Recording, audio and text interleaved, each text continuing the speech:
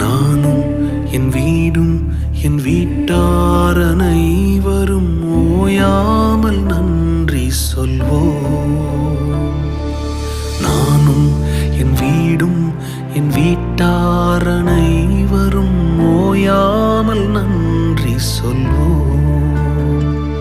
ஒரு கரு போல காத்தீரே நன்றி, என்னை சிதையாமல் சுமந்தீரே நன்றி.